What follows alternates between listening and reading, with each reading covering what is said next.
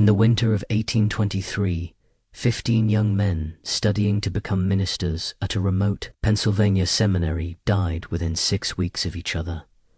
Each death followed the same horrifying pattern: violent convulsions, speaking in tongues, and a peculiar blackening of the fingernails that physicians had never seen before.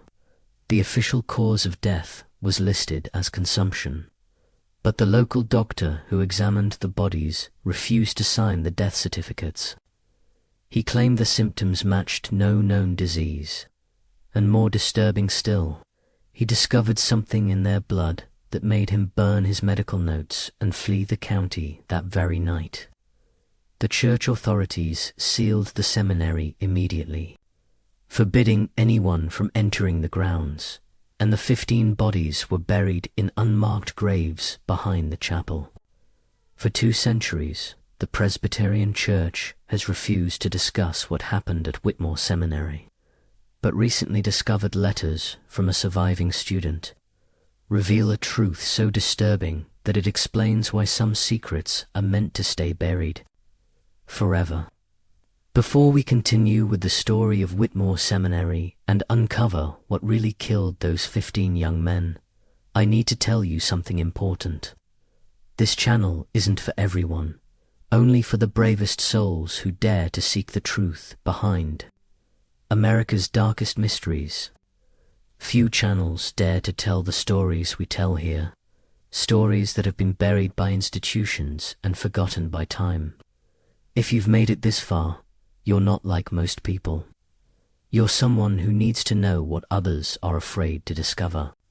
So, hit that subscribe button and join the select few who know these secrets. And tell me in the comments, what state are you listening from? Are you brave enough to hear mysteries from your own backyard? Now, let's return to that cursed winter in Pennsylvania, where something far more sinister than disease was claiming young lives. The story begins in the rolling hills of western Pennsylvania, where the Presbyterian Church had established Whitmore Seminary in 1819, named after the Reverend Josiah Whitmore, a prominent minister who had died fighting in the Revolutionary War.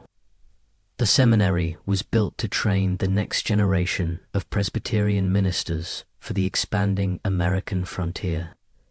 The institution sat on 200 acres of pristine woodland with a main building constructed of local limestone and a small chapel that could seat 50 people.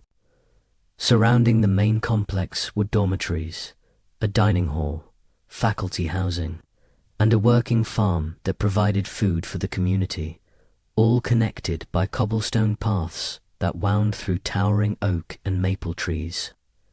The seminary attracted young men from across Pennsylvania and neighboring states, drawn by its reputation for rigorous theological education and its affordable tuition. Most students came from farming families or small towns eager to serve God and bring civilization to the wild territories beyond the Appalachian Mountains. The curriculum was demanding. Students studied Greek and Latin, biblical exegesis, systematic theology, homiletics, church history, and practical ministry skills. They attended chapel twice daily, maintained strict schedules, and were expected to live lives of exemplary moral conduct. The selection process for students was rigorous, requiring letters of recommendation from local ministers, evidence of academic preparation, and a detailed testimony of their calling to ministry. The Presbyterian Church took seriously its responsibility to train godly men for the frontier, where ministers often served multiple congregations across vast distances and faced challenges that required both theological knowledge and practical wisdom. In the autumn of 1823, 43 students were enrolled at Whitmore Seminary. The eldest was 28-year-old Marcus Hartwell, a former schoolteacher from Lancaster County who had felt called to ministry after his wife died in childbirth. Marcus was a serious, contemplative man who had read extensively in theology and philosophy before coming to the seminary. His fellow students respected him for his maturity and often sought his counsel on both academic and personal matters. The youngest was barely 18, Timothy Brennan, the son of Irish immigrants who had scraped together every penny to send their boy to seminary. Timothy's father had died in a mining accident when the boy was 14, and his mother had worked as a seamstress for 4 years to save enough money for his education. Timothy carried the weight of his family's sacrifices and was determined to succeed, often studying late into the night by candlelight. Between them were farmers, sons like Samuel Brewster, whose family had worked the same land in Lancaster County for 3 generations. Samuel was known for his robust health and cheerful disposition, always ready with a joke or encouraging word for his classmates. There was also Peter Cunningham, a quiet young man from western Pennsylvania who had been raised by his grandfather after his parents died of fever. Peter was intensely pious and spent hours each day in private prayer, often fasting and seeking divine guidance for his future ministry. James Morrison came from a well-to-do Philadelphia family that had initially opposed his decision to enter the ministry. His father, a successful merchant, had wanted James to join the family business, but the young man had felt an irresistible call to serve God. James was articulate and well-educated, with a particular gift for languages that made him one of the seminary's best students in Greek and Hebrew. Thomas Millikan, whose family had settled in Pittsburgh in the early 1800s, was known for his intellectual curiosity and his tendency to ask probing questions that sometimes made his professors uncomfortable. Thomas had read widely beyond the required curriculum and was fascinated by the theological controversies that were beginning to emerge in American Presbyterianism. He was particularly interested in the relationship between reason and revelation, and how the Church should respond to new philosophical ideas coming from Europe. David Crane, who would later become the sole survivor of the group's terrible ordeal, was a practical young man from a farming family in central Pennsylvania. He had been drawn to ministry not by dramatic religious experience, but by a steady conviction that God was calling him to serve. David was well liked by his classmates for his reliability and common sense, though he sometimes struggled with the more abstract theological concepts that came easily to students like Thomas and James. The head of the seminary was Dr. Cornelius Ashford, a stern but fair man in his 50s who had studied at Princeton Seminary under the renowned theologian Archibald Alexander. Dr. Ashford had been personally recruited by the Presbyterian Church to establish Whitmore Seminary, and he had brought with him a reputation for scholarly excellence and pastoral wisdom. He demanded excellence from his students, but was known to be genuinely concerned for their spiritual and intellectual development. Dr. Ashford lived on campus with his wife Margaret and their teenage daughter, Sarah. Margaret Ashford was a cultured woman who had been educated at a female seminary in Philadelphia, and she took an active interest in the welfare of the students, often inviting them to dinner and providing maternal guidance to young men. Far from home, Sarah, 18 years old and possessed of both beauty and intelligence, was beloved by the students for her kind nature and sharp wit. She often helped in the seminary's library and had read more theology than many seminary graduates. The seminary's faculty included Professor Jonathan Hartley, who taught Greek and Hebrew and was known for his exacting standards and dry wit. Professor Hartley had spent several years studying in Germany and brought continental theological perspectives to his teaching, though he was careful to maintain orthodox Presbyterian positions. There was also Professor William Sterling, who taught church history and homiletics. Professor Sterling was a gifted preacher who had served several large congregations before accepting his teaching position and his lectures were among the most popular at the seminary. The autumn of 1823 had been particularly harsh. Early snows had fallen in October, and by November the seminary was already isolated by drifts that made travel to nearby towns difficult. The isolation was not entirely unwelcome, as it created an atmosphere of intensive study and spiritual reflection that the faculty encouraged. The students had settled into their winter routine of concentrated academic work, their days filled with lectures, prayer, and preparation for the spring examinations that would determine their fitness for ordination. The atmosphere was one of quiet scholarship and devotion, with the only sounds being the scratch of quills on parchment, the rustle of pages, the soft murmur of evening prayers, and the occasional crack of logs in the fireplaces that heated the buildings.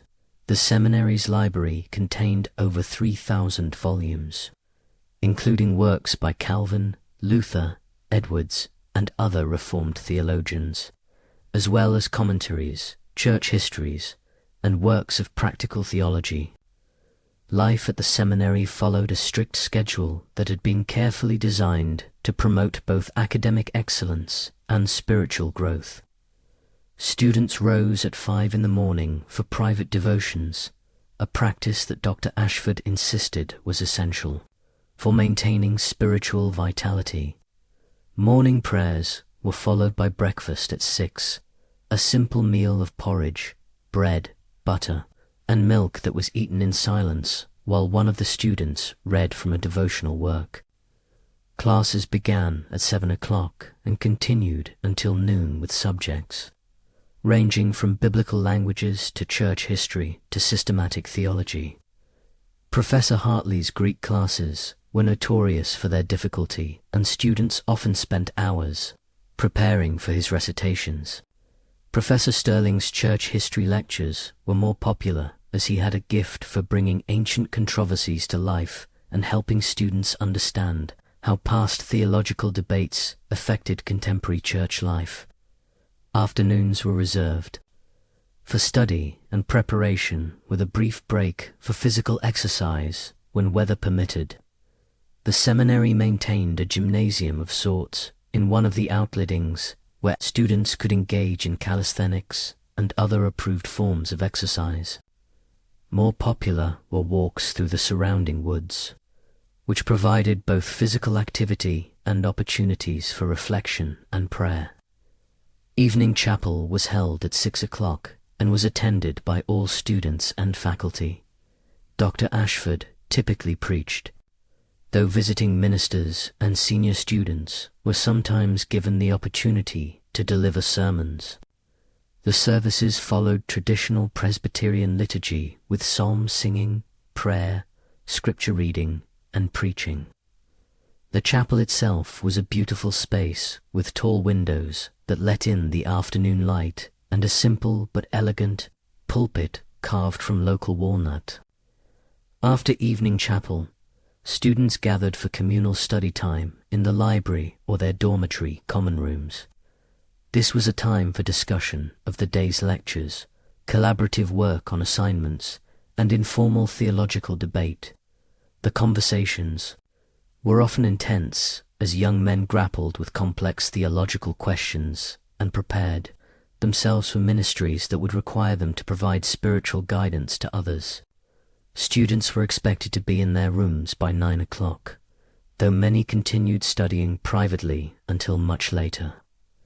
The dormitories were spartanly furnished but comfortable enough, with each student having a small room containing a bed, desk, chair, wash, stand, and a small bookshelf.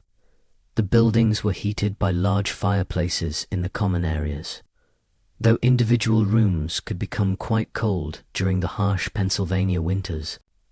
Students were expected to maintain their own quarters and assist with general upkeep of the seminary grounds. The surrounding community of Millbrook was small but supportive of the seminary's mission. The town consisted of about 300 souls, mostly farmers and craftsmen, who provided goods and services to the seminary. There was a general store, a blacksmith shop, a grist mill, and a small Presbyterian church where Dr. Ashford sometimes preached when the regular minister was away. The townspeople took pride in having the seminary in their midst and often attended special events and graduation ceremonies. The first sign that something was terribly wrong came on the morning of December 3rd, 1823. Thomas Milliken, a 22-year-old student from Pittsburgh, failed to appear for morning chapel. This was highly unusual, as Thomas was known for his punctuality and had never missed a chapel service in his 2 years at the seminary. When his roommate David Crane went to check on him, he found Thomas writhing on his bed, his body contorting in violent spasms while unintelligible words poured from his lips. But what struck David most was not the convulsions or the strange utterances. It was Thomas's fingernails, which had turned completely black as if they had been dipped in ink. David immediately called for help, his shouts echoing through the dormitory corridors and rousing other students from their morning preparations. Within minutes, several classmates had gathered in Thomas's room, their faces pale with shock and concern as they witnessed their friend's inexplicable suffering. The convulsions were unlike anything they had ever seen. Thomas's back arched so severely that his body formed an almost perfect bridge, and his limbs jerked with such violence that it took 3 students to hold him down and prevent him from injuring himself. Dr. Ashford arrived within minutes, having heard the commotion from his residence nearby. The seminary's head was a man who prided himself on maintaining composure in difficult situations, but even he was visibly shaken by what he observed. Thomas's eyes had rolled back until only the whites were visible, and the words pouring from his mouth sounded like Latin, but were twisted into something that seemed to mock the very prayers the students had been taught to recite. Dominus, viscum infernum, Thomas repeated over and over, his voice growing more guttural with each repetition. Corpus diaboli anima paratita. The words were recognizable as Latin, but they formed phrases that no Orthodox Christian would ever utter. Dr. Ashford, who was fluent in Latin from his theological studies, felt a chill run down his spine as he realized that Thomas was speaking in blasphemous inversions of sacred liturgical phrases. Dr. Ashford immediately summoned the local physician, Dr. Edmund Whitley, who lived in the nearby town of Millbrook. A messenger was dispatched on horseback through the snow-covered roads with instructions to bring the doctor back as quickly as possible.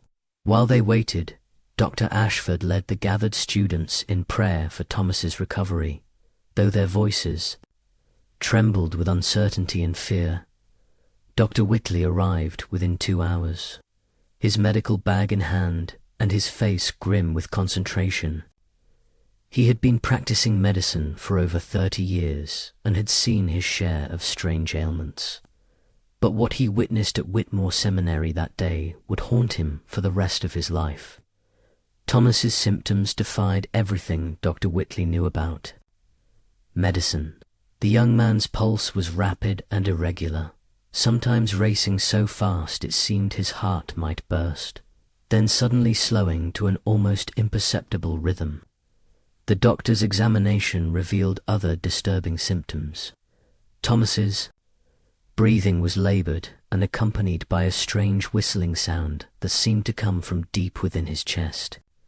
His skin had taken on a peculiar greyish pallor that Dr. Whitley had never seen in any living patient, and there were dark veins visible beneath the surface that seemed to pulse with their own rhythm.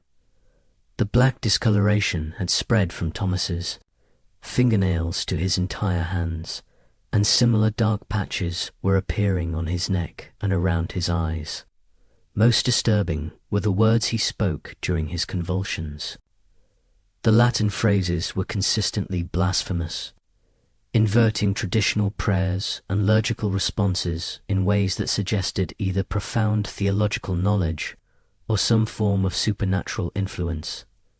Dr. Whitley, though not a deeply religious man, found himself deeply unsettled by the precision and consistency of Thomas's blasphemous utterances. Dr. Whitley administered laudanum to calm the convulsions and applied cold compresses to bring down the fever, but nothing seemed to help. He tried bleeding Thomas, following the medical practices of the time, but the blood that flowed from the incisions was darker than normal and seemed to coagulate almost immediately. He attempted to induce vomiting to purge any potential toxins, but Thomas's stomach produced only a foul-smelling black bile that stained the basin and filled the room with an odor like rotting eggs. Throughout the day, word of Thomas's condition spread through the seminary community. Students gathered in small groups, whispering prayers and theories about what might have caused their classmates' strange illness. Some suggested it might be a form of consumption, though none had seen consumption present in such a bizarre manner. Others wondered if Thomas had been bitten by some venomous creature that had somehow survived the early winter, perhaps a snake or spider that had taken refuge in the warm dormitory buildings.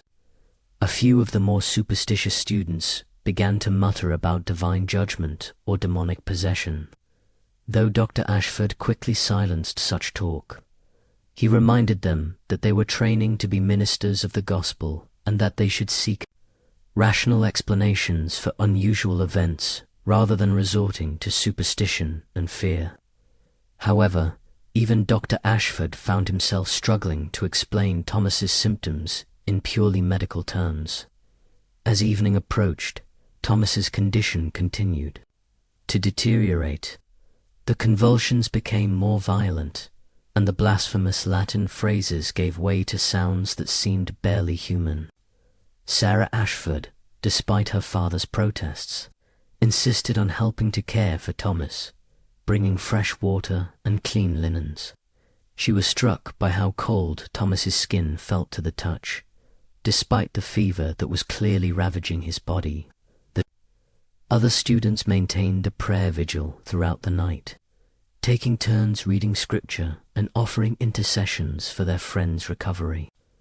The atmosphere in the dormitory was one of profound sadness and growing fear as the young men grappled with the possibility that they might lose their classmate to this mysterious ailment.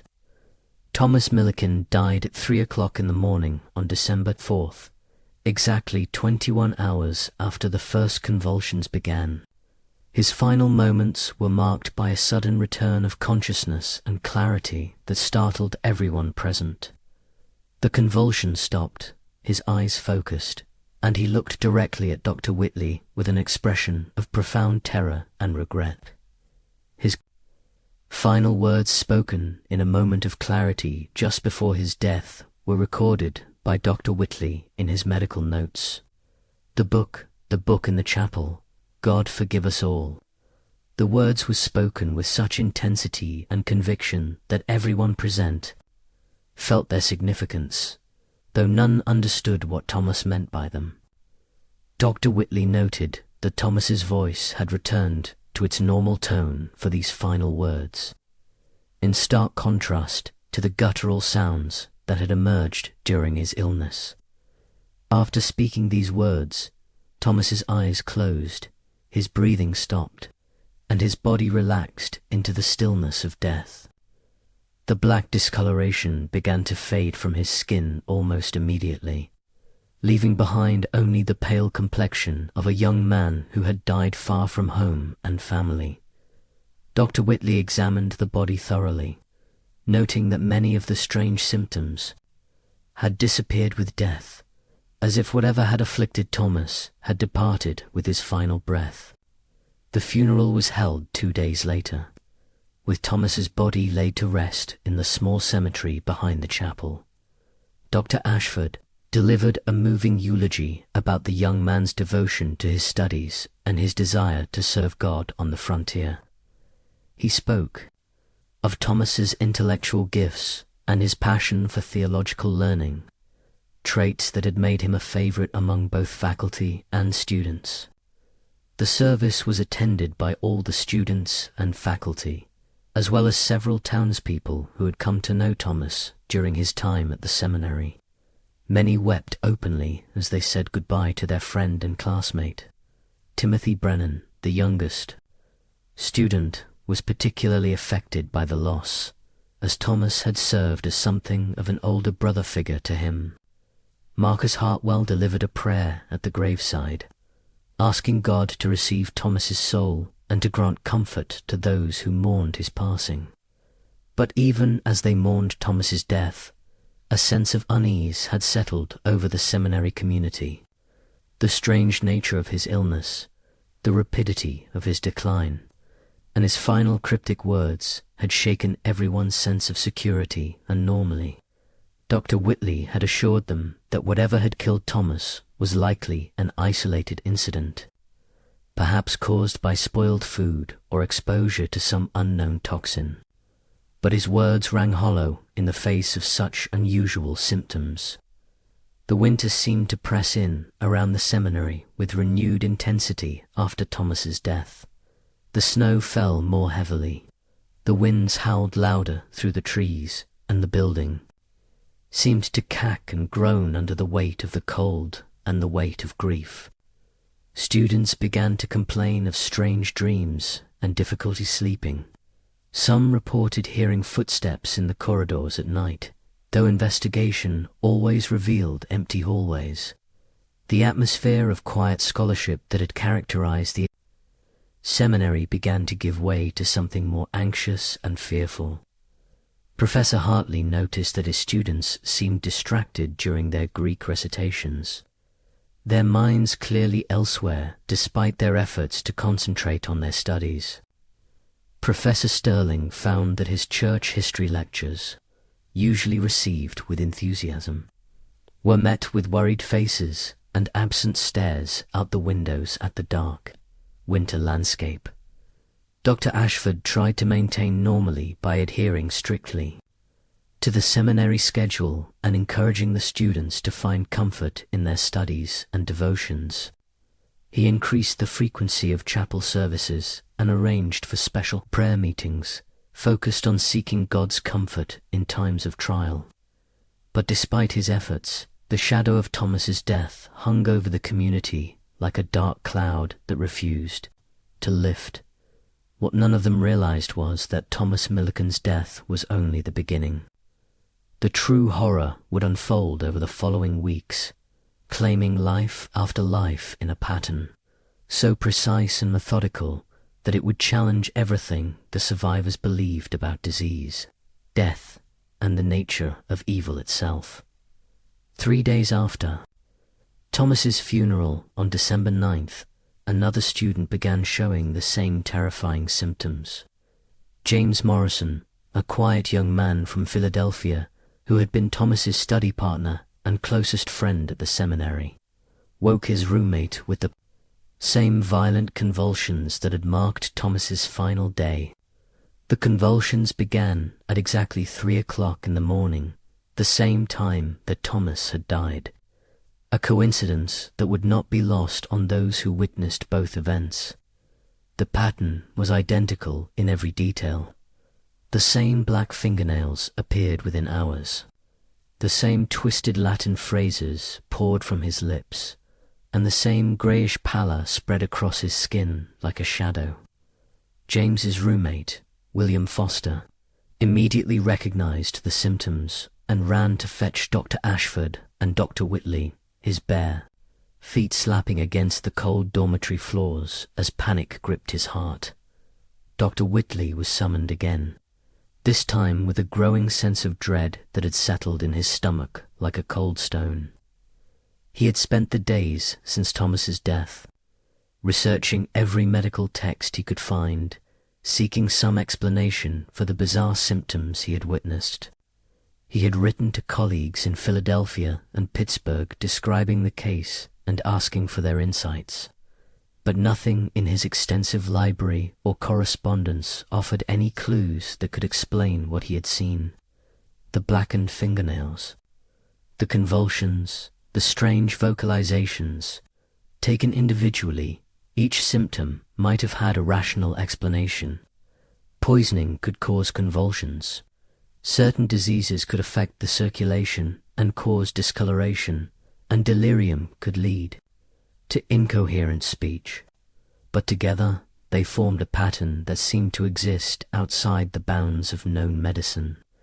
A combination of symptoms that appeared in no medical textbook Dr. Whitley had ever studied.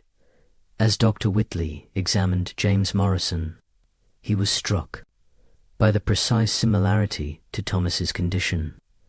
Not only were the symptoms identical, but they appeared to be progressing at exactly the same rate. The black discoloration spread from the fingernails at the same speed. The fever followed the same pattern of intensity, and even the specific Latin phrases were repeated word for word. It was as if James was following some predetermined script that had already been written by Thomas's illness. The students who gathered to witness James' suffering were now openly terrified. The coincidence of two identical illnesses occurring so close together had shattered any remaining hope that Thomas's death had been an isolated incident. Whispers began to spread through the dormitory about curses and divine judgment. Though Dr. Ashford continued to insist on rational explanations and discourage superstitious speculation, James Morrison died exactly 21 hours after his symptoms began, just as Thomas had. His final words were identical. The book, in the chapel, God forgive us all. The precision of the timing and the repetition of the same final message sent a chill through everyone present. Dr. Whitley had begun to suspect some form of contagion, though he had never encountered any disease that produced such consistent symptoms and timing. The possibility of contagion led Dr. Whitley to order that James's body be prepared for burial immediately and that his personal effects be burned as a precautionary measure. He also instituted quarantine procedures, requiring that anyone who had been in close contact with either Thomas or James be isolated and monitored for signs of illness.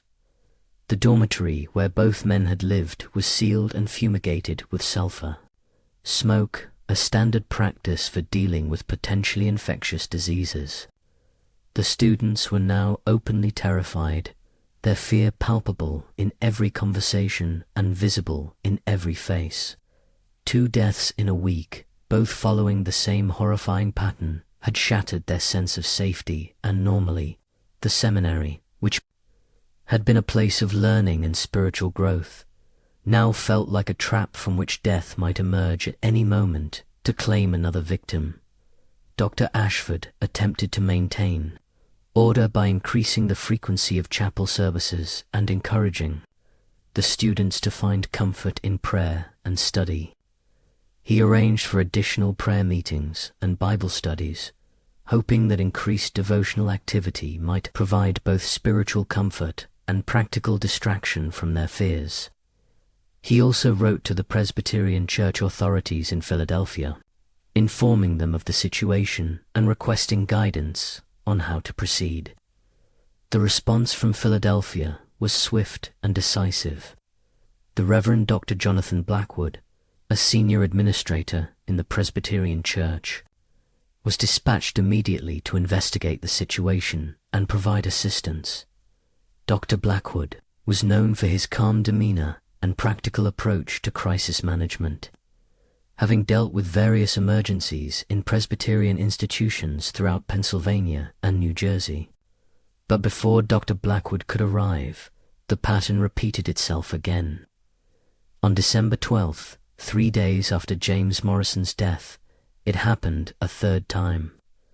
This time, the victim was Samuel Brewster, a 25-year-old from rural Lancaster County, who had been known for his robust health and cheerful disposition.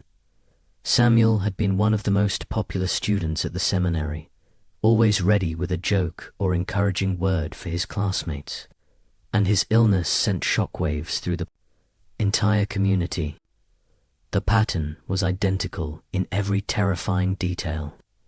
Violent convulsions beginning at 3 o'clock in the morning, blackened fingernails, twisted Latin phrases, greyish pallor, and death exactly 21 hours later. Samuel's final words were the same as his predecessors. The book and the chapel, God forgive us all. The repetition was now so precise that Dr. Whitley began to document every aspect of the illness, hoping to find some clue that might explain the impossible. Consistency. Dr. Whitley had now witnessed 3 deaths that followed the same impossible pattern. As a man of science and rational thought, he struggled to accept what he was seeing. The symptoms defied medical explanation. The timing was unnaturally precise, and the final words suggested some shared knowledge or experience that connected the victims in ways he couldn't understand. He began to suspect that the deaths might not be natural at all, but he had no framework for understanding what else they might be. The arrival of Dr. Blackwood on December 15th brought some measure of relief to the beleaguered seminary community. Dr. Blackwood was a man in his 60s with silver hair and penetrating blue eyes that seemed to miss nothing. He had served the Presbyterian Church for over 40 years and had dealt with everything from financial scandals to theological controversies. He immediately took charge of the situation with the authority and confidence that came from decades of experience. Dr. Blackwood immediately convened a meeting with Dr. Ashford, Dr. Whitley, and the senior faculty to discuss the situation and develop a plan of action. He listened carefully to Dr. Whitley's detailed account of the 3 deaths, asking pointed questions about symptoms, timing, and any potential connections between the victims. He also interviewed several students who had been close to the deceased, seeking any information that might explain the mysterious pattern.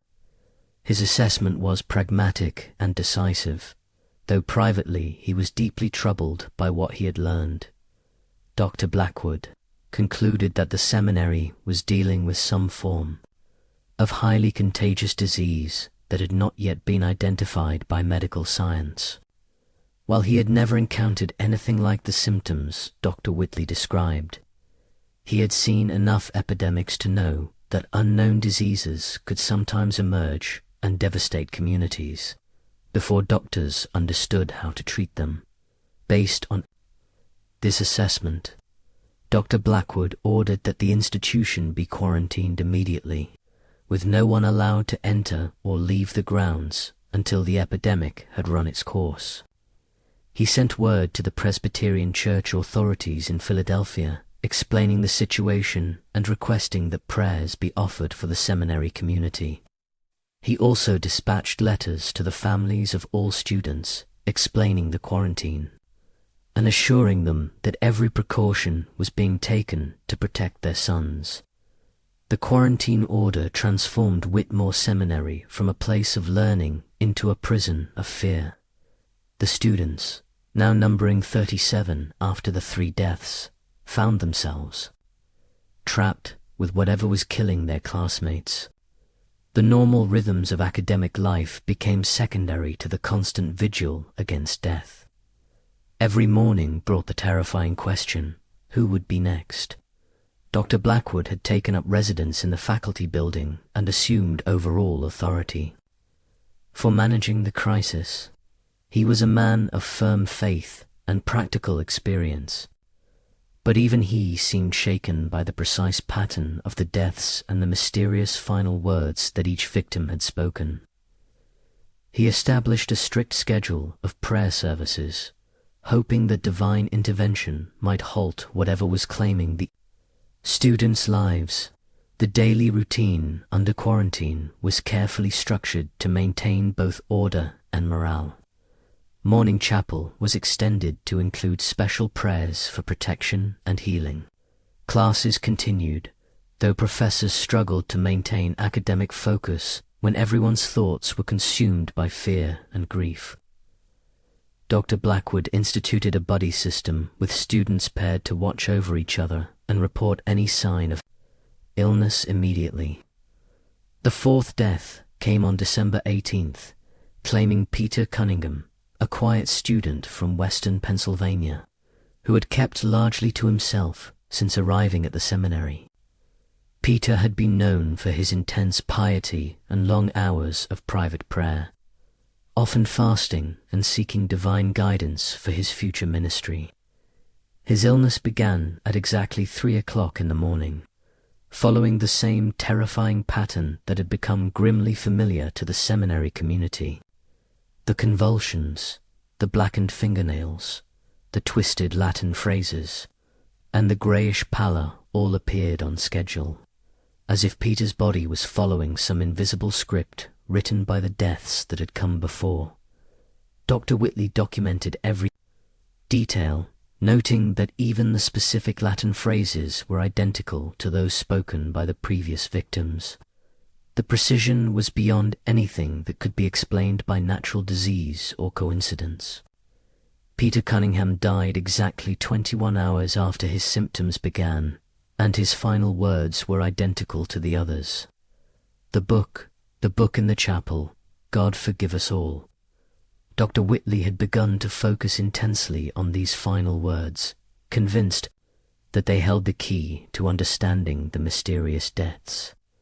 The reference to a book in the chapel was specific and consistent, suggesting that all 4 victims had shared some knowledge or experience related to this mysterious book. The mention of a book in the chapel had begun to intrigue not only Dr. Whitley but also Dr. Blackwood, who had extensive experience with theological controversies and church discipline. Both men understood that dying words often carried special significance, and the consistency of the message across 4 different victims suggested that it was not merely the product of delirium or fever-induced hallucinations. Dr. Blackwood approached Dr. Ashford about conducting a thorough search of the chapel, but the seminary's head was reluctant to disturb the sacred space based on what he considered the ravings of dying men. Dr. Ashford argued that the chapel was the heart of the seminary's spiritual life and that searching it would undermine the students' faith and confidence in the institution. He preferred to focus on medical solutions rather than pursuing what he saw as superstitious speculation. However, Dr. Blackwood's experience with church controversies had taught him that dying words often revealed secrets that the living were reluctant to acknowledge.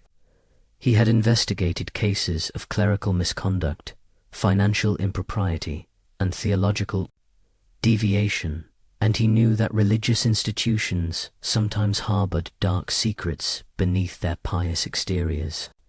The consistency of the dying words, combined with the inexplicable nature of the deaths, convinced him that a thorough investigation was necessary. By December 20th, the seminary was in the grip of full panic. The students had begun to refuse meals, convinced that the food might be contaminated with whatever was causing the deaths.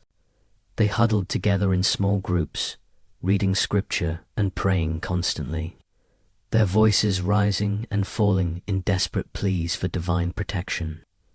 Some had begun to show signs of nervous exhaustion, jumping at every sound and crying out in their sleep. The faculty struggled to maintain order and continue the educational mission of the seminary. But the atmosphere of terror was becoming overwhelming. Professor Hartley's Greek classes were attended by hollow-eyed students who could barely concentrate on their recitations. Professor Sterling's church history lectures were interrupted by sudden prayers and outbursts of fear when students thought they heard sounds in the hallways.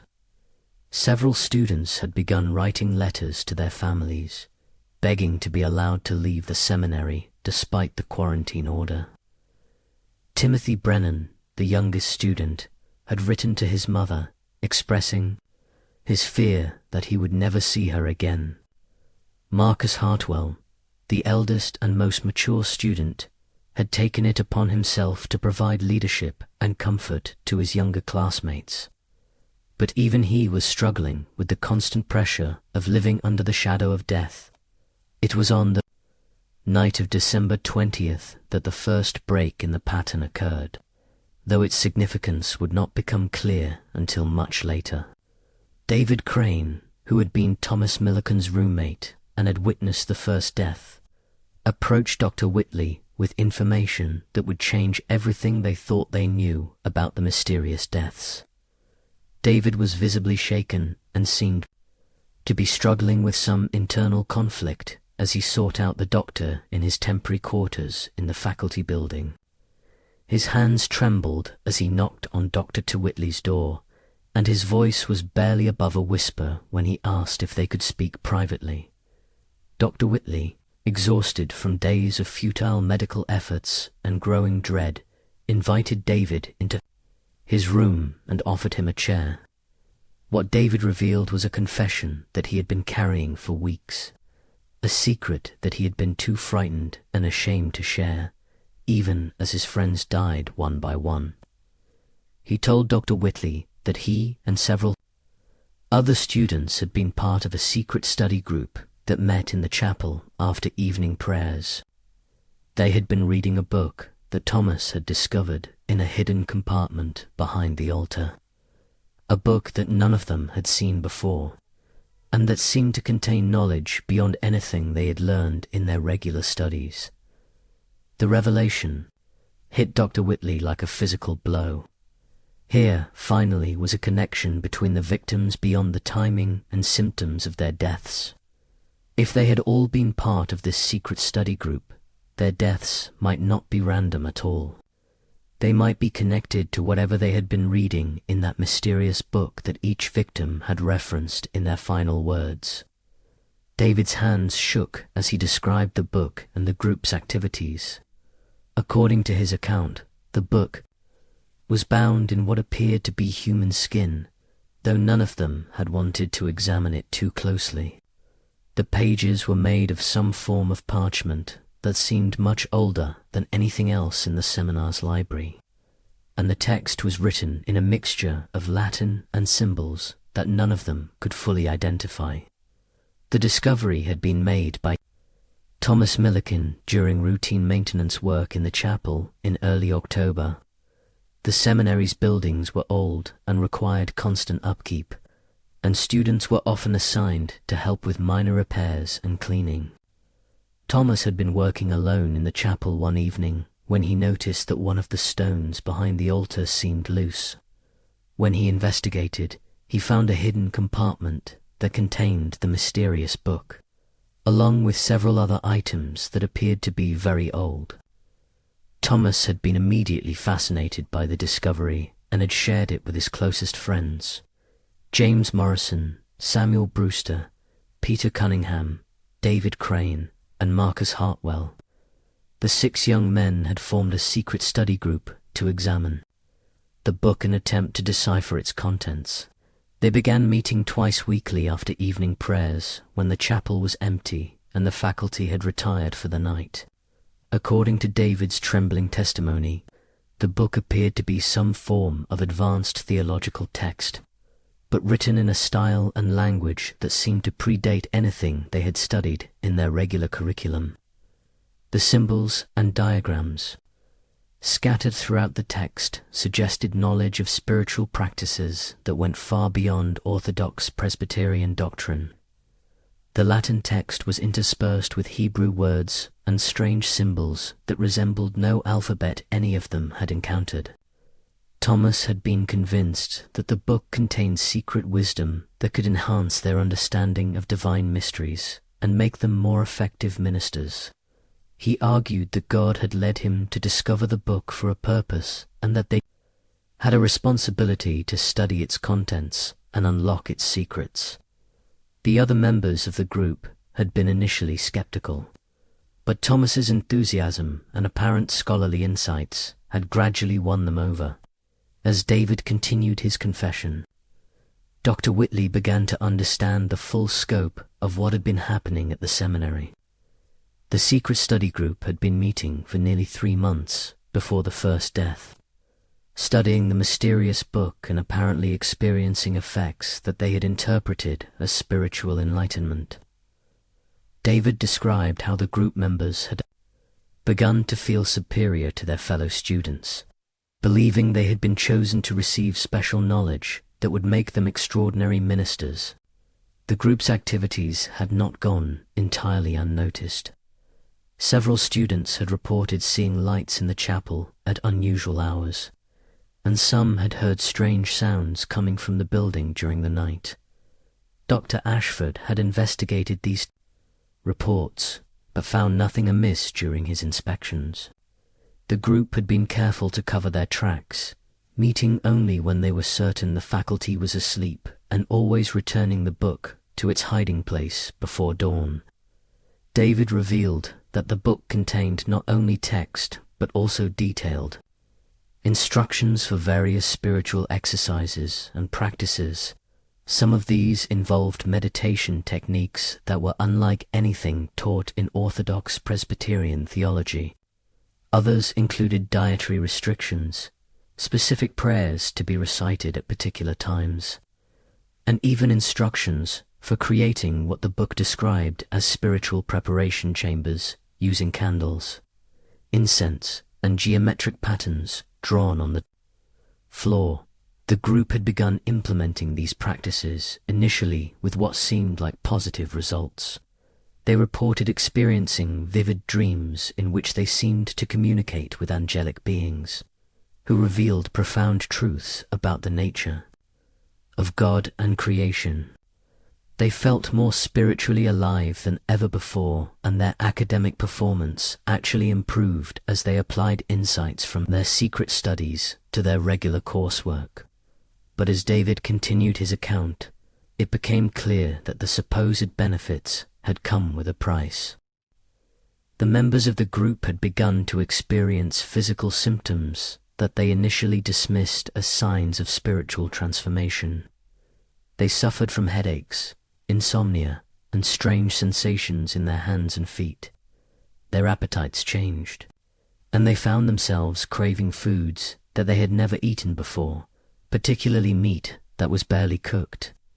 Thomas, as the group's leader and the one who had discovered the book, experienced the most severe symptoms. He began to complain of a constant burning sensation in his stomach and reported that he could sometimes hear voices speaking to him in languages he didn't recognize. But instead of being alarmed by these symptoms, he had convinced himself and the others that they were signs of spiritual advancement, evidence that their souls were being prepared for higher forms of divine communication. The group had also begun to notice changes in their relationships with other students and faculty. They found themselves becoming impatient with what they saw as the simplistic theology taught in their regular classes. They looked down on their classmates who seemed content with ordinary spiritual experiences and conventional understanding of Scripture. They began to see themselves as an elite group chosen by God for special revelation and destined for extraordinary ministries. Marcus Hartwell, the eldest member of the group, had begun to have doubts about their activities. In November, he told David that he had started experiencing nightmares, in which the angelic beings they thought they were communicating with revealed themselves to be something far more sinister. In these dreams, the beautiful faces transformed into hideous masks, and the divine wisdom they offered turned into blasphemous mockeries of sacred truth. Marcus had wanted to end the group's meetings and returned the book to its hiding place, but Thomas had convinced him that his doubts were a test of his faith and commitment to the advanced knowledge they were receiving. Thomas argued that spiritual progress always involved periods of testing, and that Marcus was being challenged to demonstrate his worthiness to receive higher revelations. The pressure within the group to continue their studies had been intense. Thomas had become increasingly obsessed with the book and spent hours copying passages and creating his own interpretations of the symbols and diagrams. He had begun to speak of their group as the chosen ones and claimed that they were being prepared for a special mission that would transform the Presbyterian Church and American Christianity. As David's confession continued, Dr. Whitley began to piece together a timeline that connected the group's activities to the pattern of deaths. The first symptoms had appeared in late November, beginning with Thomas, but gradually affecting all members of the group. The physical symptoms had been accompanied by psychological changes that included increased aggression, paranoia, and a growing sense of superiority over others. The book had also contained warnings about the consequences of improper study or abandoning the practices once they had been begun. According to David, there were passages that suggested terrible punishments for those who proved unworthy of the knowledge they had received. The text implied that those who began the spiritual journey outlined in the book but failed to complete it would face divine judgment in the form of physical and spiritual destruction. When Dr. Whitley pressed David about the current location of the book, the young man's face went pale and his voice dropped to barely a whisper. He revealed that the book had disappeared from its hiding place 3 days before Thomas's death. The group had gathered for their regular meeting on November 30th, only to find the hidden compartment empty. They had searched the entire chapel, but found no trace of the book or any sign that someone else had discovered their secret. The disappearance of the book had thrown the group into a panic.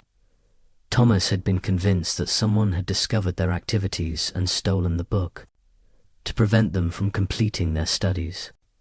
He had become increasingly agitated and paranoid, accusing fellow students and even faculty members of spying on them and working to undermine their spiritual progress. In the days following the book's disappearance, the group members had begun experiencing more severe symptoms. The headaches became constant, the insomnia worsened, and they began to have shared nightmares in which they were pursued by dark figures who demanded that they return something they had stolen. Thomas had interpreted these experiences as signs that they were being tested, and that they needed to prove their commitment to the spiritual path they had begun. David's revelation cast the deaths in an entirely new light. If the victims had all been part of this secret study group, their deaths might not be the result of disease or natural causes at all. They might be connected to whatever spiritual or psychological processes had been triggered by their study of the mysterious book. Dr. Whitley found himself grappling with possibilities that lay outside his medical training and scientific worldview. The implications of David's confession were staggering. If the book contained some form of dangerous knowledge or practices that had somehow caused the deaths, then the seminary might be dealing with something far more complex than a medical epidemic. Dr. Whitley realized that he needed to share this information with Dr. Blackwood immediately, as the church officials' experience with theological controversies might provide insights that medical science could not offer. The discovery of the secret study group sent shockwaves through the seminary community when Dr. Whitley shared David's confession with Dr. Blackwood. The church officials' reaction was immediate and decisive. He ordered a full investigation, interrogating every student and faculty member about their knowledge of the group and the mysterious book. What he uncovered was a conspiracy of silence that had been maintained for months, with nearly half the student body aware of the secret meetings, but too frightened to speak out. Dr. Blackwood's investigation revealed the depth of the deception that had been occurring under the seminary's roof. Students came forward with accounts of seeing lights in the chapel at unusual hours, hearing strange chanting and unfamiliar prayers, and noticing changes in the behavior of the group members. Several admitted that they had been approached by Thomas Millikan about joining the group, but had declined, either from suspicion about the secretive nature of the activities or from concern about violating seminary rules. Professor Hartley revealed that he had noticed changes in the academic performance and behavior of several students, including Thomas, James, Samuel, and Peter. While their scholarly work had initially improved, they had become increasingly argumentative during class discussions and had begun to challenge orthodox theological positions in ways that seemed designed to provoke controversy rather than engage in legitimate scholarly debate. Professor Sterling reported similar observations about the group members' behavior during his church history lectures. They had become dismissive of traditional Presbyterian teaching and had begun to express ideas that seemed to draw from sources outside the approved curriculum. When questioned about their sources, they had been evasive and claimed to be developing their own theological insights through prayer and meditation. The truth that emerged from Dr. Blackwood's investigation was more disturbing than anyone had imagined.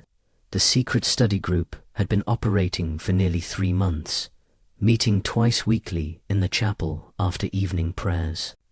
The group had consisted of 6 students: Thomas Millikan, James Morrison, Samuel Brewster, Peter Cunningham, David Crane, and Marcus Hartwell. They had been studying the contents of the mysterious book and implementing practices that were clearly outside the bounds of orthodox Presbyterian theology. According to testimony from multiple witnesses, the group members had begun to exhibit signs of spiritual pride and exclusivity that were completely contrary to the humility and unity that the seminary sought to foster. They had formed an inner circle that looked down on their fellow students and seemed to believe they had access to superior spiritual knowledge. This attitude had created tension and division within the student body, though few had understood the source of the problem. Dr. Blackwood's experience with theological controversies had taught him to recognize the warning signs of heretical movements and spiritual deception. The behavior described by witnesses, the secrecy, the claims of special revelation, the growing sense of superiority, and the departure from orthodox teaching all pointed to a classic pattern of spiritual corruption that he had encountered in other contexts. The church official also noted the significance of the fact that the deaths had begun only after the book had disappeared from its hiding place. This suggested that the book itself might not be the direct cause of the deaths, but rather that the deaths might be connected to the spiritual and anti-psychological processes that had been set in motion by the group's activities. Dr. Blackwood ordered a thorough search of the chapel despite Dr. Ashford's continued reluctance to disturb the sacred space. The search revealed the hidden compartment that David had described, along with evidence that it had recently been occupied. The compartment contained traces of wax from candles, ashes from burned materials, and faint markings on the walls that suggested the presence of symbols or diagrams that had been partially erased. The search also revealed other disturbing evidence of the group's activities. Behind the altar, investigators found geometric patterns carved into the floor that had been covered with rugs during regular services. These patterns were unlike anything found in Orthodox Christian art or architecture, and seemed to serve some ritual purpose that remained unclear. Most significantly, the search uncovered a collection of papers hidden in a different location within the chapel. These papers contained handwritten notes and copies of passages from the mysterious book apparently made by Thomas Millikan during the group's studies.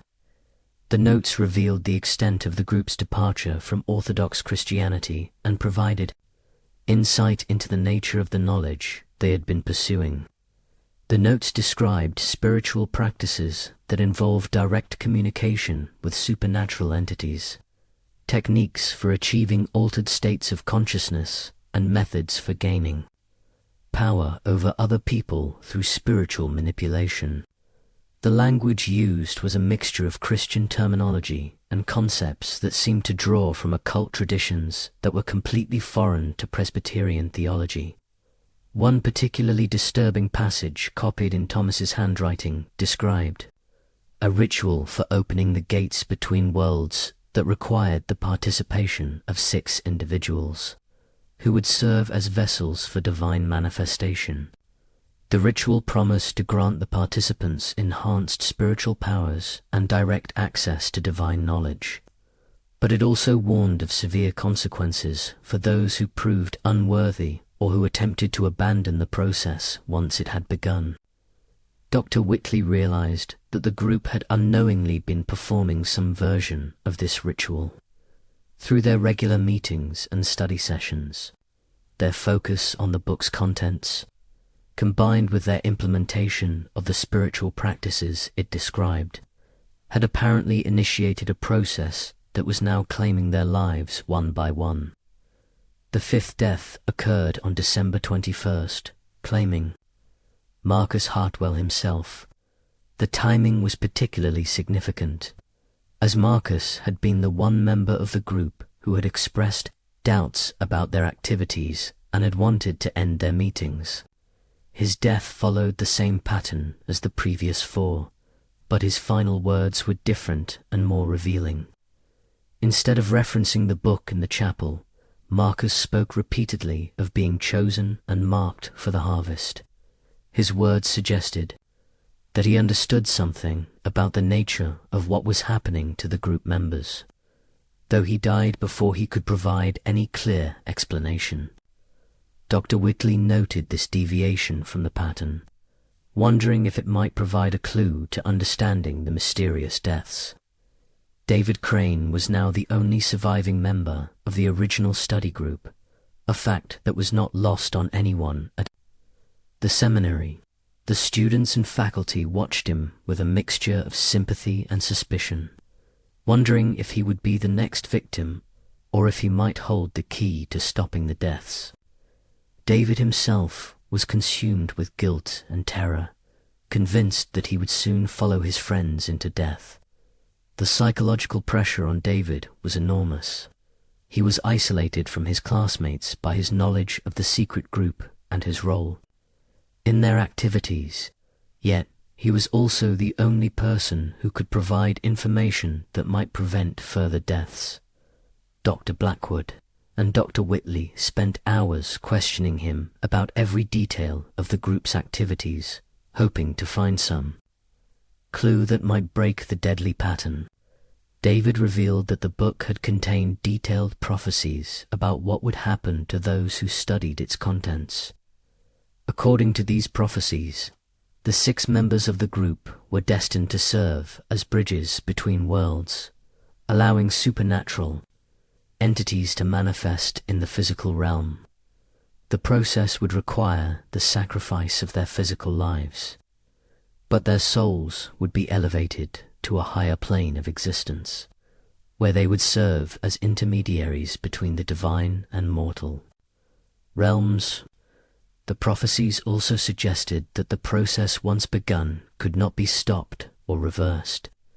The 6 members of the group had been marked by their study of the book and their participation in the ritual practices it described. They were bound together by spiritual forces that would claim their lives at predetermined intervals, using their life energy to fuel the manifestation of supernatural entities in the physical world. Dr. Whitley had begun to suspect that the deaths might be connected to some form of mass hysteria or shared delusion that had been triggered by the group's activities. The power of suggestion combined with guilt and fear about their secret activities might have created psychological conditions that manifested as physical symptoms. However, the precision of the timing and the consistency of the symptoms made this explanation seem inadequate. Dr. Blackwood, drawing on his experience with theological controversies and spiritual deception, believed that the group had become involved with genuinely dangerous spiritual forces. He was convinced that their study of the book and their implementation of its practices had opened them to demonic influence that was now claiming their lives as the price for their spiritual arrogance and departure from orthodox faith. Just when we thought we'd seen it all, the horror in Whitmore Seminary intensifies. If this story is giving you chills, share this video with a friend who loves dark mysteries. Hit that like button to support our content. And don't forget to subscribe to never miss stories like this. Let's discover together what happens next, because the truth about that mysterious book is about to be revealed in ways that will challenge everything you believe about good and evil. The tension at the seminary reached a breaking point on December 22nd when David Crane, unable to bear the weight of his knowledge and guilt any longer, made a desperate decision.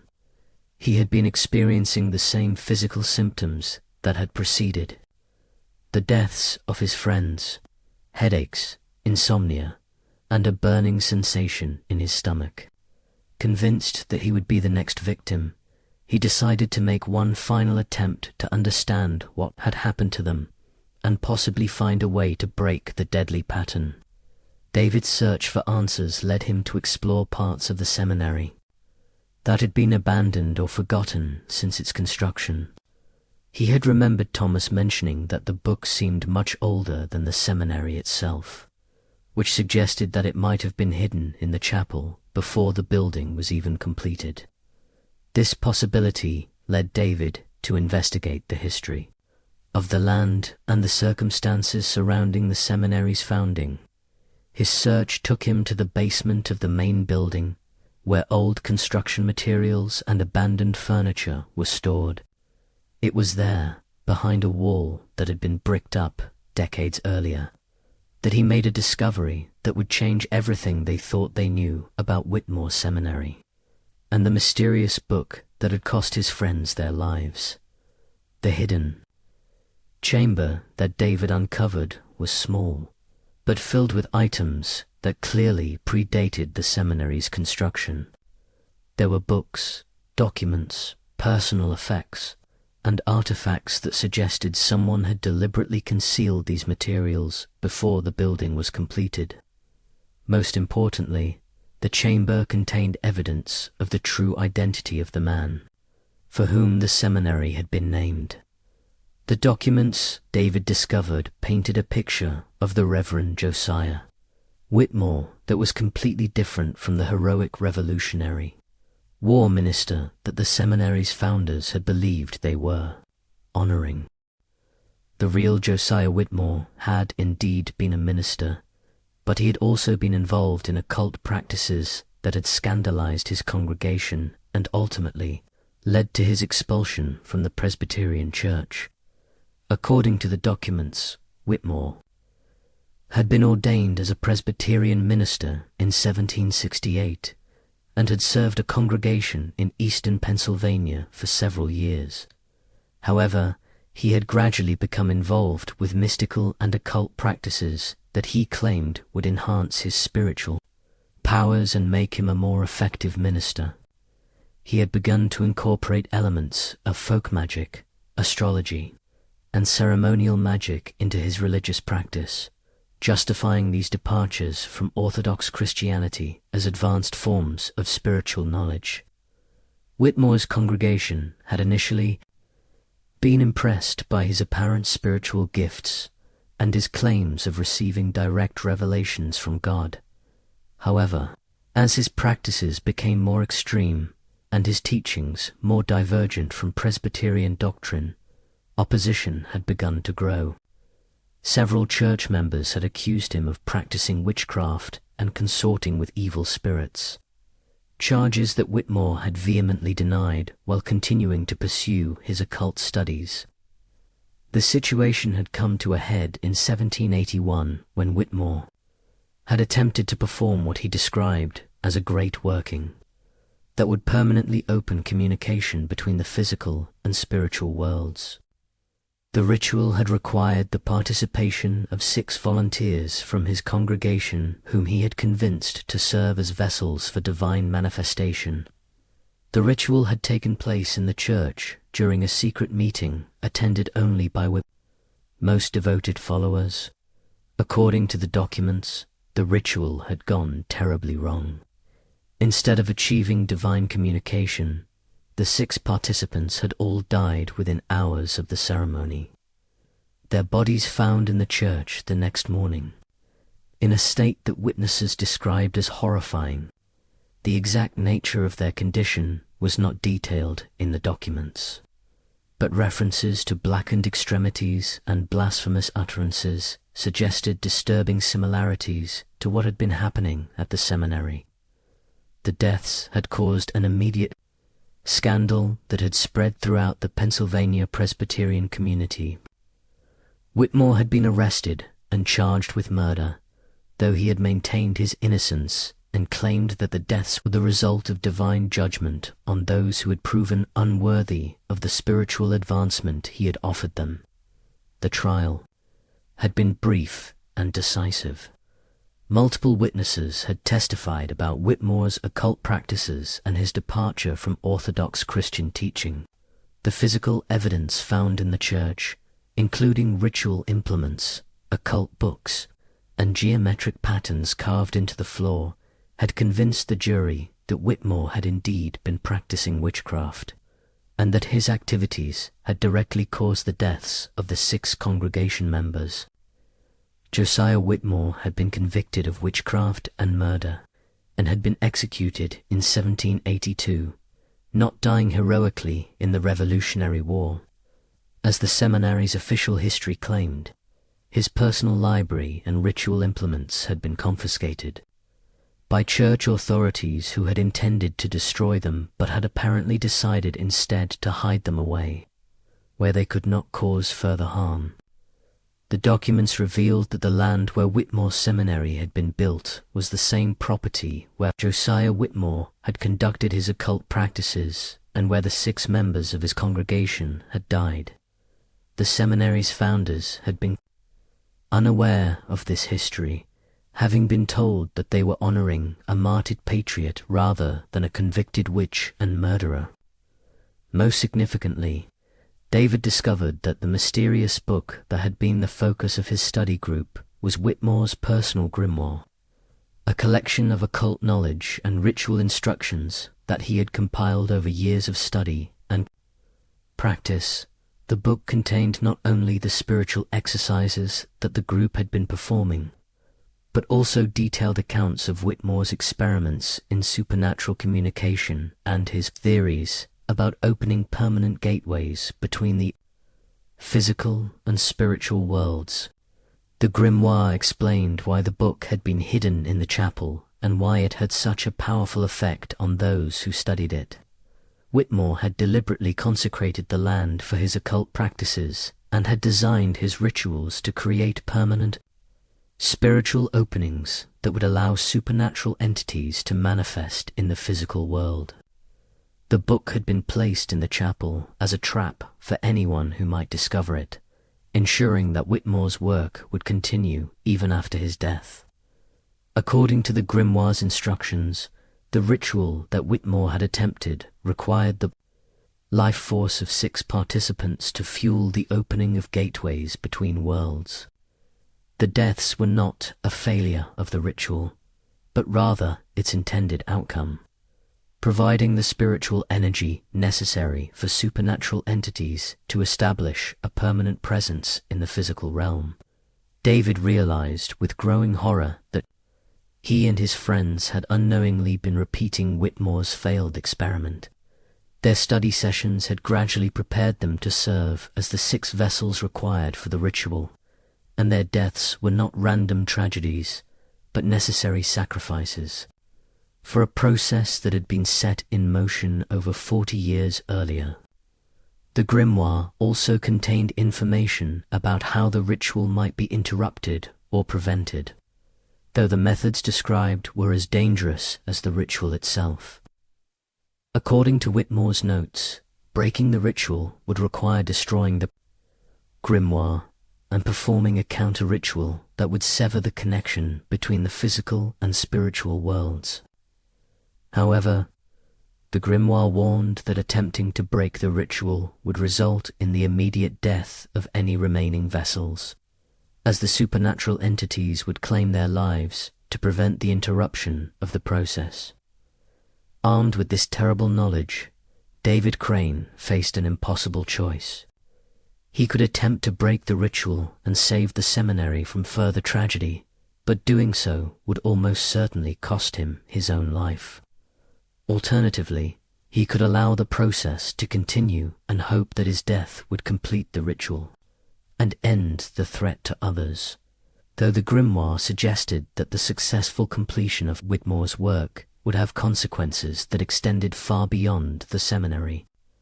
David spent the night of December 22nd wrestling with this decision, reading through Whitmore's notes and trying to understand the full implications of what he and his friends had unleashed. The physical symptoms that had preceded his friends' deaths were now affecting him more severely, and he could feel his time running out. The burning sensation in his stomach had intensified, and he had begun to experience the same auditory hallucinations that Thomas had described. By dawn, on December 23rd, David had made his decision. He sought out Dr. Whitley and Dr. Blackwood, and revealed everything he had discovered about the seminary's dark origins and the true nature of the book that had killed his friends. The two men listened in stunned silence as David explained Josiah, Whitmore's history and the ritual that had been claiming the lives of the study group members. Dr. Whitley, as a man of science and medicine, struggled to accept the supernatural elements of David's account.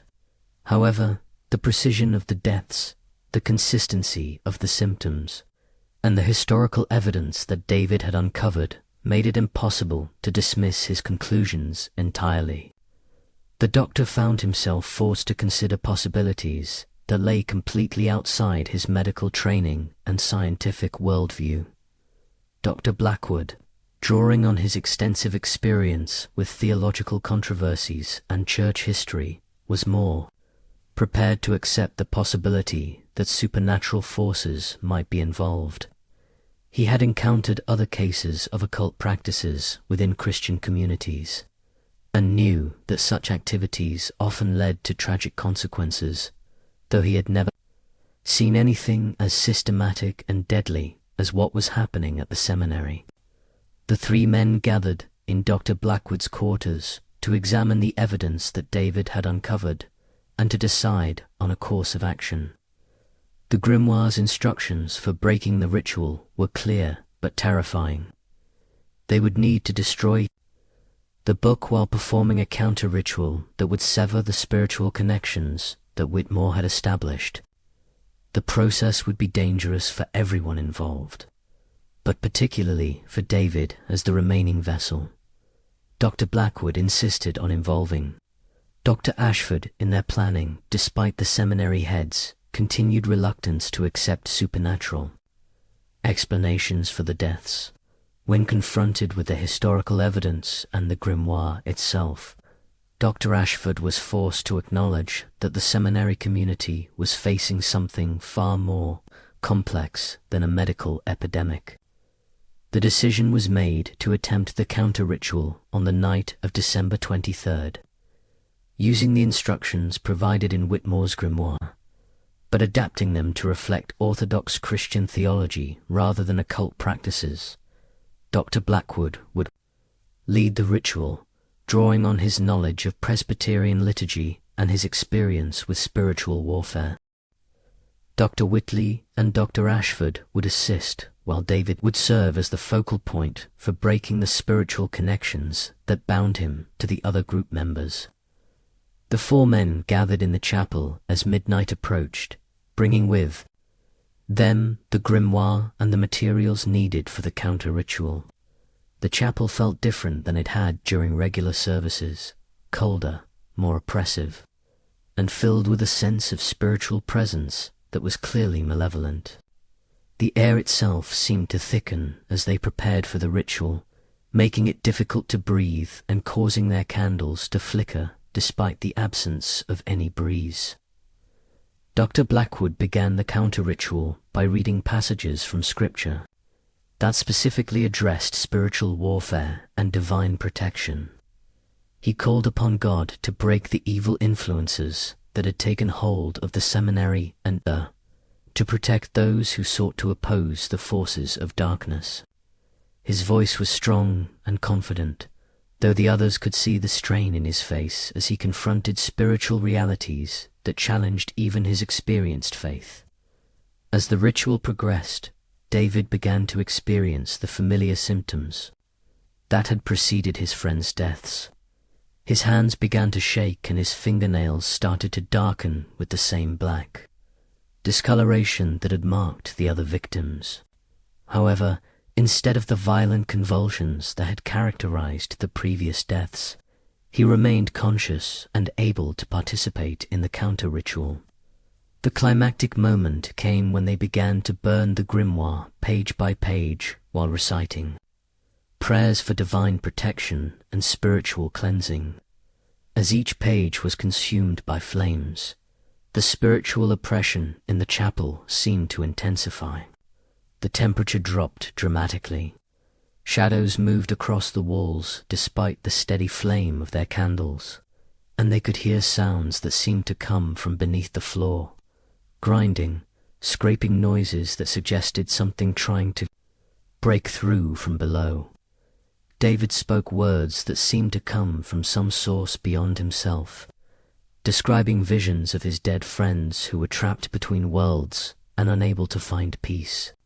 He said that he could see the supernatural entities that had been feeding on their life force, beings of darkness and malevolence that had been given access to the physical world through Whitmore's ritual and the study group's unwitting participation. The entities were furious about the attempt to break the ritual and were threatening to claim everyone in the seminary as punishment for the interference. David could feel them trying to take complete control of his body and mind, using him as a conduit to manifest fully in the physical world. The counter-ritual was preventing them from achieving complete dominance, but the struggle was tearing him apart both physically and spiritually, as the last page of the grimoire was consumed by flames. David let out a scream that seemed to shake the very foundations of the chapel. For a moment, the others thought they had lost him to the same fate that had claimed his friends. The black discoloration had spread up his arms. His body convulsed with violent spasms, and his voice became guttural and inhuman as the entities made their final attempt to claim him. But then, suddenly, everything changed. The oppressive atmosphere lifted. The temperature returned to normal, and the supernatural sounds ceased. David collapsed to the floor, unconscious but breathing, his skin returning to its normal color as the black discoloration faded away. The counter-ritual had worked, but at a cost that would mark David for the rest of his life. David Crane survived the night, but he was forever changed by his experience with forces that lay beyond human understanding. The young man who had entered Whitmore Seminary with dreams of serving God on the frontier emerged from the chapel as someone who had looked into the abyss and barely escaped with his soul intact. He would spend the rest of his life as a minister, but he never spoke publicly about what had happened at the seminary, and he never married or had children, as if he feared passing on some spiritual contamination to future generations. The deaths at Whitmore Seminary ended with the destruction of the grimoire and the completion of the counter-ritual, but the institution never recovered from the tragedy that had claimed 15 young lives. The Presbyterian Church authorities faced with the historical evidence of Josiah Whitmore's true identity and the occult origins of the seminary's location, decided to close the institution permanently.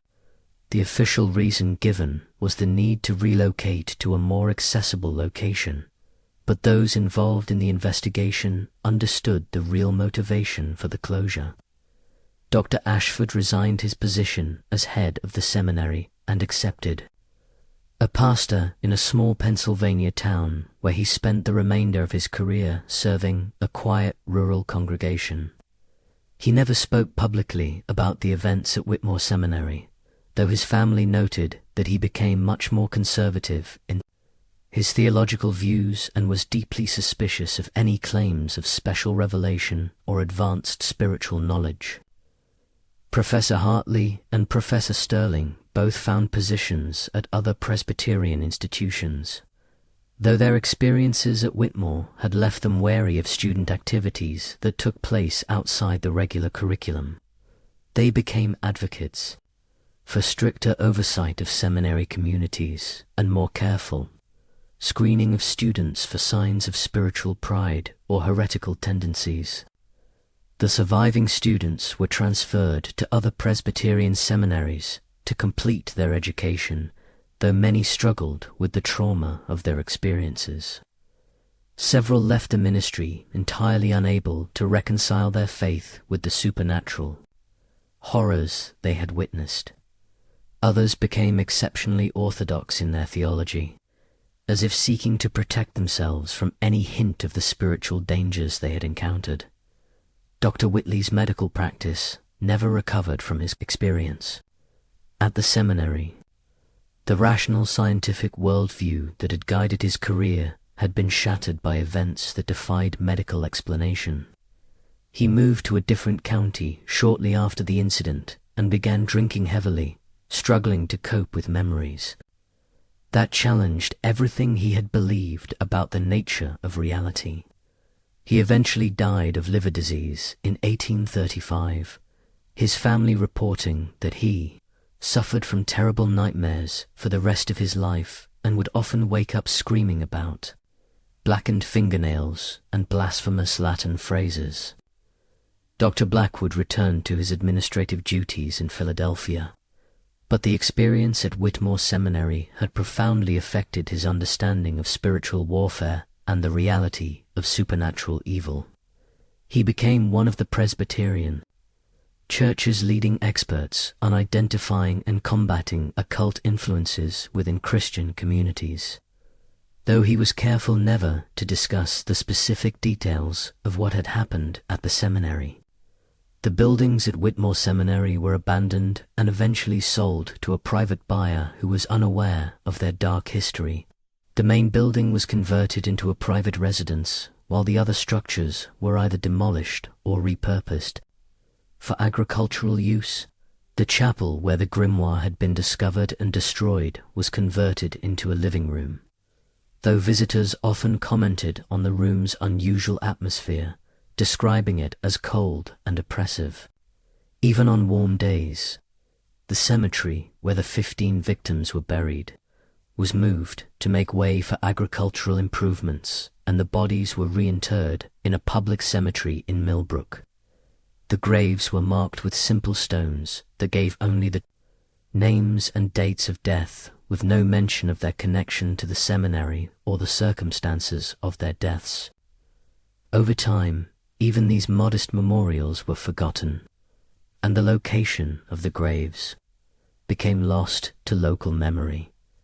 Dr. Whitley's medical notes from the incident were sealed by church authorities and deposited in the Presbyterian Historical Society's archives, where they remained classified for nearly 2 centuries. The official cause of death for all 15 victims was listed as consumption complicated by nervous exhaustion, a diagnosis that satisfied public curiosity but concealed the true nature of the tragedy. The Church's investigation reports and Dr. Blackwood's recommendations for preventing similar incidents were also classified and stored alongside Dr. Whitley's notes. The letters that David Crane wrote to his family during and after the incident were discovered in 2019 when his great-grandson was cleaning out an old trunk in the family's attic. These letters, along with Dr. Whitley's notes and fragments of the church investigation, provide the only surviving account of what really happened at Whitmore Seminary during that terrible winter of 1824. David's letters revealed the profound impact that the experience had on his understanding of good and evil, faith and doubt, and the dangers of spiritual pride. He wrote extensively about the seductive nature of the forbidden knowledge that the group had pursued and the gradual way that their pursuit of spiritual advancement had led them away from orthodox Christian faith. He expressed deep remorse for his role in the tragedy and spent the rest of his life trying to atone for his participation in activities that had cost his friends their lives.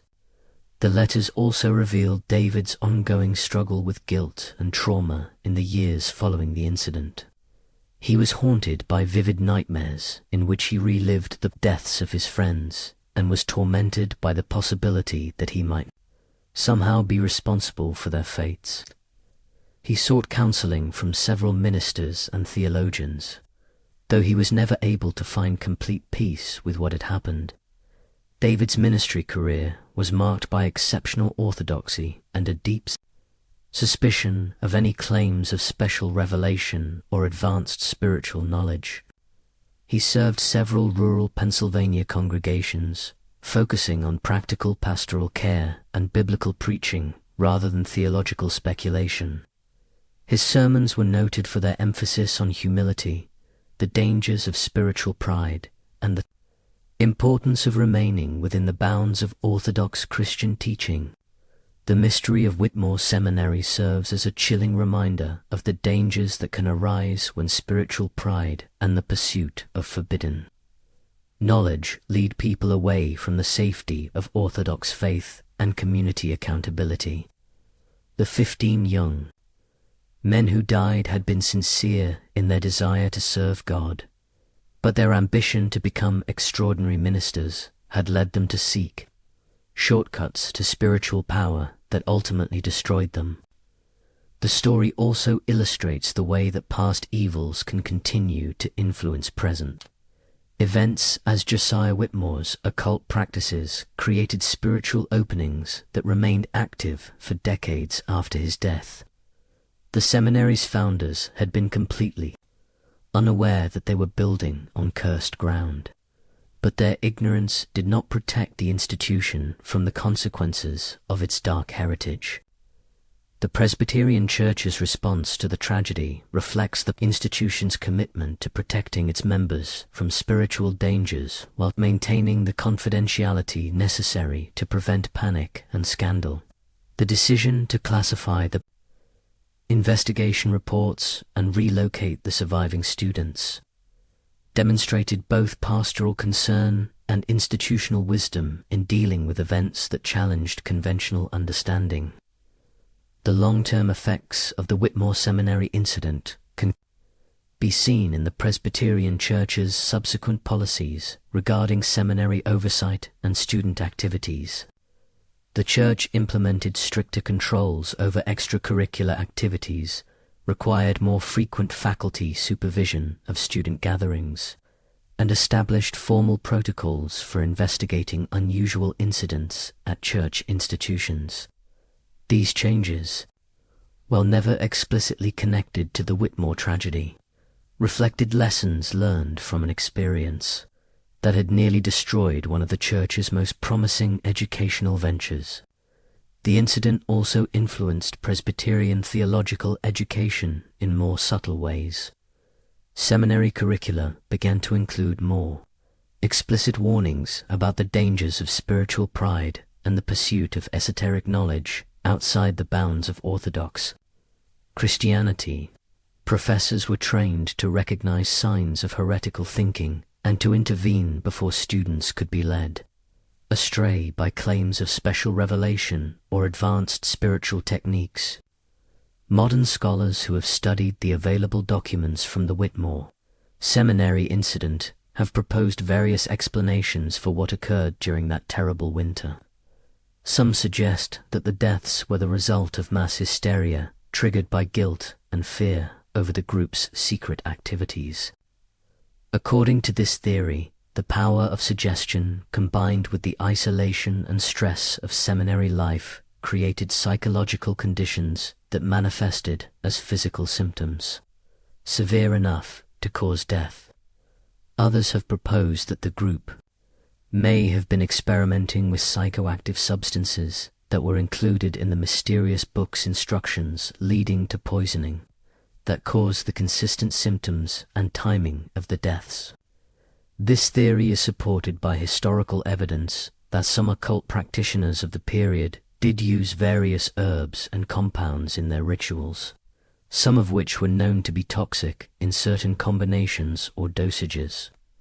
A third group of scholars has suggested that the deaths may have been the result of deliberate poisoning by someone who discovered the group's activities and decided to eliminate them to protect the seminary's reputation. This theory would explain the precision of the timing and symptoms as well as the disappearance of the book from its hiding place. However, no evidence has ever been found to support this explanation, and it fails to account for many of the incident's more unusual aspects. Religious scholars and theologians have generally been more willing to accept the possibility that supernatural forces were involved in the Whitmore Seminary deaths. They point to the consistent pattern of blasphemous utterances, the precise timing of the deaths, and the historical evidence of Josiah Whitmore's occult practices as support for the theory that the students had indeed encountered malevolent spiritual entities through their study of the grimoire. These scholars argue that the incident serves as a powerful reminder of the reality of spiritual warfare and the importance of maintaining orthodox Christian faith and practice. They see the tragedy as a cautionary tale about the dangers of seeking spiritual knowledge outside the bounds of established church teaching and the protective authority of Christian community. The current owners of the property where Whitmore Seminary once stood remain unaware of its dark history. The main building has been extensively renovated and expanded over the years, with modern additions that have eliminated most traces of its original architecture. The family that purchased the property in the 1850s converted it into a working farm, and their descendants continue to raise crops and livestock on the land where 15 young men died pursuing forbidden knowledge. Local historians in the Millbrook area have occasionally noted the existence of the former seminary, but most residents are unaware of the tragedy that led to its closure. The official Presbyterian Church history of the period mentions Whitmore Seminary only briefly, noting that it operated from 1819 to 1824, before being relocated due to transportation difficulties. This sanitized version of events has effectively erased the memory of what really happened during that terrible winter 2 centuries ago. The chapel where the secret study group conducted their meetings and where the counter-ritual was performed has been completely transformed. What was once a sacred space dedicated to Christian worship is now a comfortable family room with modern furnishings and no trace of its religious origins. Visitors to the house sometimes comment on an unusual atmosphere in this particular room, a sense of coldness and oppression that persists even on warm days. But the current owners attribute this to the building's age and the room's northern exposure. The cemetery, where the 15 victims were originally buried, has been completely obliterated by 2 centuries of agricultural activity. The bodies were moved in the 1840s when the land was converted to farming. But even the public cemetery where they were reinterred has undergone changes that have obscured their final resting places. The simple stones that once marked their graves have been replaced or removed, and their names are no longer associated with any particular location. Perhaps most significantly, the spiritual contamination that Josiah Whitmore sought to create on the property appears to have been successfully cleansed by the counter-ritual performed by Dr. Blackwood and his companions. Unlike other locations associated with occult practices, the former seminary grounds show no signs of ongoing supernatural activity. The land has been productive and peaceful for nearly 2 centuries, suggesting that David Crane's sacrifice and the destruction of the grimoire effectively severed the spiritual connections that had made the tragedy possible. The story of Whitmore Seminary ultimately serves as both a historical mystery and a spiritual cautionary tale. It reminds us that the pursuit of knowledge, even knowledge presented in religious terms, can become dangerous when it leads away from humility, community, accountability, and orthodox faith. The 15 young men who died were not evil people, but they were proud people who believed they could handle spiritual forces that were beyond their understanding and control. Their deaths also demonstrate the way that past sins can continue to affect future generations.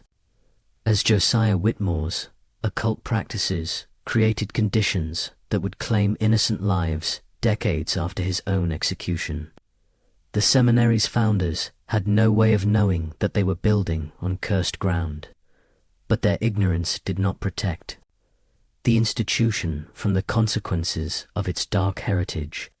The response of the church authorities to the crisis shows both the strengths and limitations of institutional religion. When confronted with supernatural evil, Dr. Blackwood's willingness to take spiritual warfare seriously and to act decisively in the face of unexplained deaths probably saved the seminary community from even greater tragedy. However, the Church's subsequent decision to suppress information about the incident, while understandable from a pastoral perspective, has prevented future generations from learning important lessons about spiritual discernment and the reality of supernatural evil. The medical profession's response to the incident, as represented by Dr. Whitley's experience, illustrates the limitations of purely naturalistic approaches to understanding human experience. Dr. Whitley's scientific training prepared him to diagnose and treat physical ailments, but it left him completely unprepared to deal with phenomena that appeared to have spiritual rather than material causes. His subsequent alcoholism and early death suggest that some experiences are too traumatic to be processed within a purely secular worldview. David Crane's survival and his subsequent ministry career demonstrate that it is possible to encounter supernatural evil and emerge spiritually intact, but only through reliance on divine protection and orthodox Christian faith. His willingness to sacrifice his own life to save others reflects the highest ideals of Christian service, while his lifelong struggle with trauma shows the lasting effects that such experiences can have on those who survive them. The gradual fading of memory about the Whitmore Seminary incident reflects broader cultural changes in American society's understanding of spiritual reality. In 1823, most Americans still believed in the reality of supernatural forces and the possibility of spiritual warfare. By the late 19th century, scientific materialism had begun to replace religious explanations for unusual phenomena, making it easier for incidents like the Whitmore tragedy to be forgotten or reinterpreted in naturalistic terms. Today, the story of Whitmore Seminary challenges both religious and secular worldviews. For believers, it serves as a reminder that spiritual warfare is real and that the pursuit of religious knowledge must be balanced by humility and submission to orthodox teaching. For skeptics, it presents a historical puzzle that resists easy explanation and forces consideration of possibilities that lie outside the bounds of materialistic thinking. The recently discovered letters and documents that have brought the Whitmore Seminary story to light also raise questions about what other secrets might be hidden in family attics and church archives across America. How many other incidents of supernatural activity have been forgotten or suppressed over the centuries? What lessons might be learned from tragedies that were deliberately erased from historical memory? The story also speaks to contemporary concerns about the dangers of spiritual pride and the pursuit of esoteric knowledge outside the bounds of established religious authority. In an age when alternative spiritualities and claims of special revelation are increasingly common, the fate of the Whitmore Seminary study group serves as a warning about the potential consequences of abandoning traditional safeguards and community. Accountability. The 15 young men who died at Whitmore Seminary were guilty of nothing more than ambition and curiosity, qualities that are generally considered virtues in American culture. Their tragedy reminds us that even positive character traits can become dangerous when they lead away from humility and wisdom. Their desire to become extraordinary ministers led them to seek shortcuts to spiritual power that ultimately destroyed them and left lasting scars on all who knew them. The Presbyterian Church's handling of the incident, while successful in preventing immediate panic and scandal, also demonstrates the costs of institutional secrecy. By suppressing information about what had happened, church authorities protected their organization's reputation, but also ensured that future generations would be unable to learn from the tragedy. The recent discovery of hidden documents suggests that other important historical events may have been similarly concealed, waiting for accident or providence to bring them to light. Perhaps most importantly, the story of Whitmore Seminary serves as a reminder that human beings are spiritual as well as physical creatures, and that our spiritual choices have real consequences that extend beyond our individual lives. The occult practices of Josiah Whitmore created spiritual conditions that affected innocent people decades after his death, while the faithful response of David Crane and his companions restored spiritual health to a contaminated location. In our increasingly secular age, stories like that of Whitmore Seminary challenge us to consider the possibility that spiritual realities are as important as physical ones, and that our choices about faith, morality, and religious practice have consequences that extend far beyond what we can see or measure. Whether we interpret the events in supernatural or psychological terms, the tragedy serves as a powerful reminder of the importance of humility, community accountability, and careful discernment in all matters of faith and spirituality. This mystery shows us that the most terrifying evils often grow from the purest intentions, and that the road to damnation can be paved with sincere desires to serve God. The story of Whitmore Seminary is not just a tale of supernatural horror, but a meditation on the dangers of spiritual pride and the importance of maintaining humility in our relationship with the divine. What do you think of this story? Do you believe everything was revealed, or do you think there are still secrets buried in the ruins of that Pennsylvania seminary? Leave your comment below and tell us what you think really happened during that terrible winter of 1823. If you enjoyed this tale and want more horror stories like this, subscribe, hit the notification bell, and share with someone who loves mysteries as much as you do. Until next time, remember that some secrets are meant to stay buried, and some knowledge is too dangerous to seek. See you in the next video.